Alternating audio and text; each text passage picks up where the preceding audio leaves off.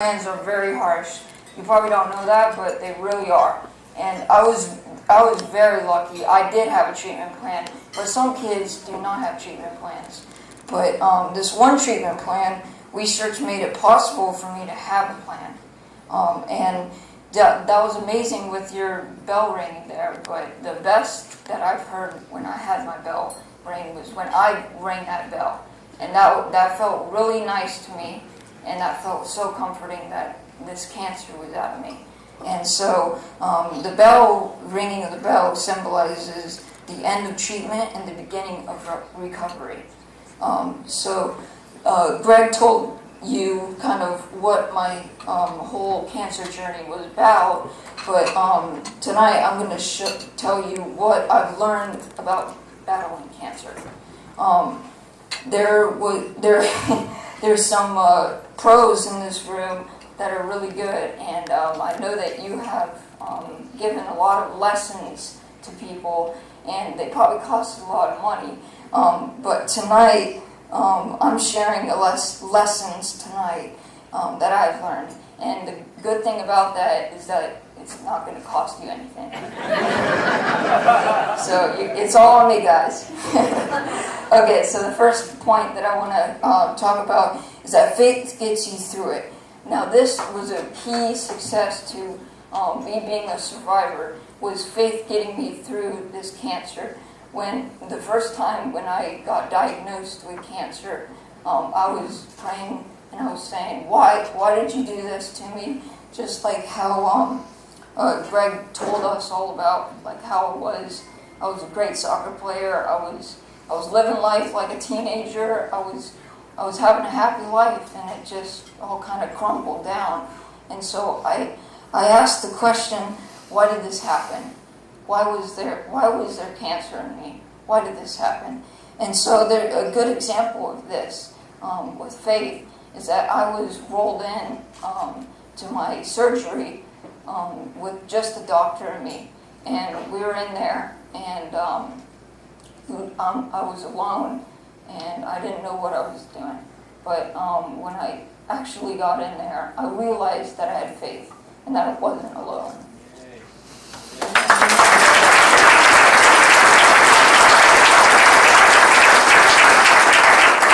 Thank you. The second point I want to talk about is how I took one day at a time. This was very key for me when I was battling cancer, because when I was in the rooms, when I was battling cancer, I would just go to my mom every single day, and I would just tell my mom or dad. I would say, like, what do I have to do today? And so they would tell me like this, that, and that, and I would say, okay, I can do that. So I looked at that, I got that day done, I went to bed, and I got back up, and I asked them the same kind of question. But it was really hard to me before my cancer when they told me that I had cancer, that you're going to have to do radiation, and you're going to have to do chemotherapy, and you're going to have surgery, all that. It was so consuming. So I'm just so glad that I figured this out. Just take it one day at a time. Take it one decision at a time, and one step at a time. The third point I want to talk about is do one small thing for others every day. Now, this is a really important thing because it really affected me when I was going through cancer, because I had all my family, friends, teachers, students, everyone behind my back. And going into this cancer, I knew that if I fell a little bit, then I could fall back onto my other friends, family, and etc. So this really helped me. But does something small make a difference? And in my eyes, this does make a difference for me, because here I am now, and I'm a survivor, and it really helped me. I'm not just saying this I'm saying it because it really did help me. And sending either a card to someone, going to an event to maybe support them, or like donating, or even supporting an event just like how you guys are right now. You're making a difference. And so I just want to say that it lifts people up when you do this. The fourth thing is attitude. And attitude got me really through this because it was such a key thing for me, because if you go into this and you say, dang, I have cancer, what am I going to do? Then you're not going to get through that. You need to have a good attitude, and you need to suck it up, and you need to say, this is what I'm going to do, and this is how I'm going to do it. So, a little key, little thing that happened to me is, after brain surgery, I couldn't walk. Well, I could walk, but it was really hard for me to walk. I needed to learn how to walk again.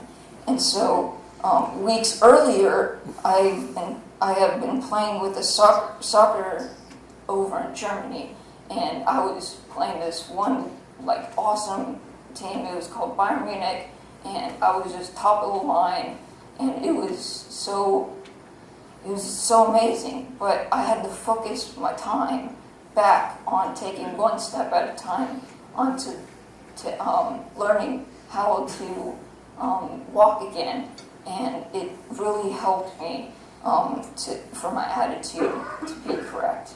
And so 2 weeks, for example, again, 2.5 years later, I still use these lessons. And if you look up the little picture of me when I was playing soccer and everyone's hugging me, that was about maybe 2 weeks or so ago, where I was playing soccer and I scored my first goal, and for 2.5 years. So I'm very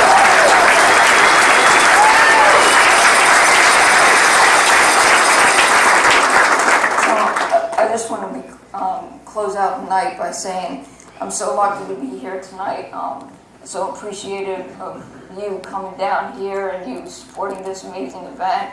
It's so good. But I just want to emphasize that a lot of people, like I said in the beginning, that they don't have treatment plans. Like, either someone doesn't have a treatment plan, or they have a treatment plan and maybe it doesn't work out right, or something happens where they can't use that treatment plan, and then they don't have a treatment plan. So I was very successful where I had a treatment plan, and that research helped me get that treatment plan. So what you guys are doing right now is helping someone get a treatment plan. Or maybe it's not even that. Maybe it's just support. Maybe it's just helping somebody. But you're doing a difference. And I want to, there's another fact that I want to say. And the National Cancer Institute usually uses just 4 cents out of a tax dollar for pediatric cancer. That's only 4 cents out of a dollar, which is not a lot. And I asked my question and keep on asking it, is this acceptable? And I wish that this is not acceptable, man. This is terrible. This is our future for our country, man. This is not working out. So that's why I'm here, and this is why I'm talking, because those little kids cannot be up here and talk kind of like how I am tonight. So that's why I'm doing this. But also, the good thing about that is that American Cancer Society fills those unfunded research gaps. So tonight, you're supporting a really good foundation. And I want to leave you tonight. If you're wondering about if support makes a difference, it really did in my life. What about yours? Good night, everyone. Thank you so much. Those guys are